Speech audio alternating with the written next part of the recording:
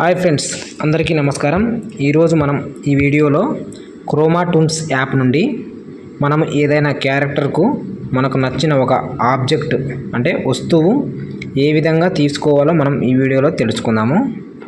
మనకు ఏదైనా అందరూ ఇచ్చినవి కాకుండా క్రోమా టూల్స్ యాప్లో అయితే కొన్ని మనకు కస్టమ్స్గా కొన్ని ఐటమ్స్ అయితే ఇస్తాడు.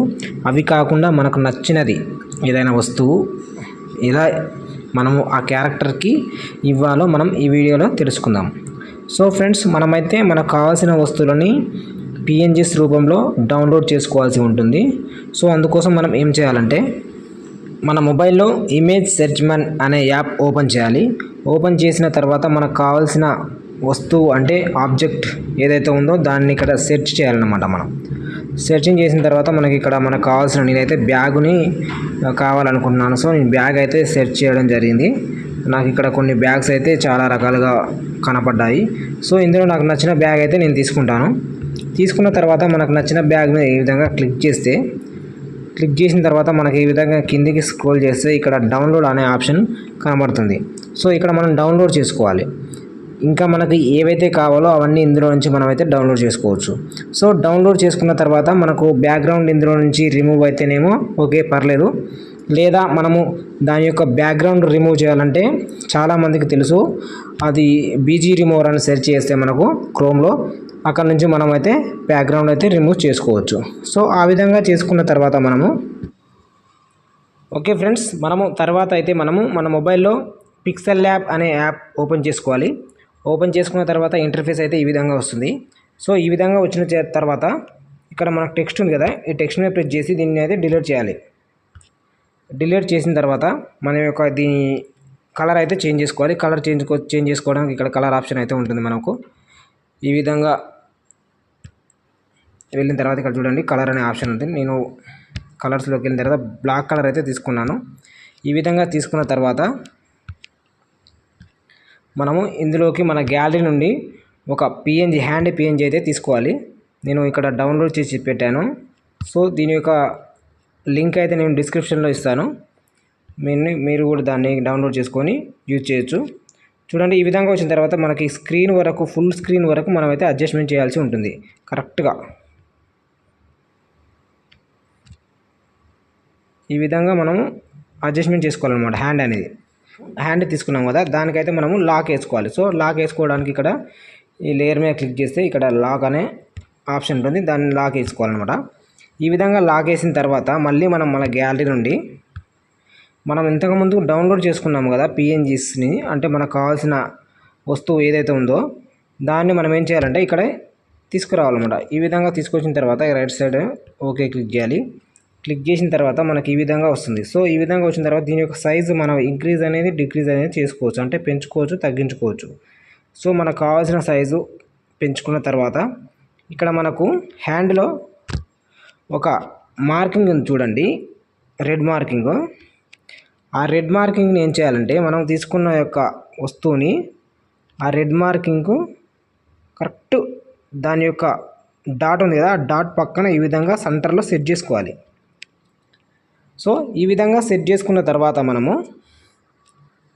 ఈ విధంగా సెట్ చేసాం కదా, నేనేం చేస్తున్నాను అంటే మళ్ళీ ఈ లేయర్ ఉంది కదా, ఈ లేయర్లోకి వెళ్ళిన తర్వాత మనం ఫస్ట్ తీసుకున్న హ్యాండ్ ఉంది కదా దాన్ని అయితే ఇక్కడ డిలీట్ చేయాలన్నమాట.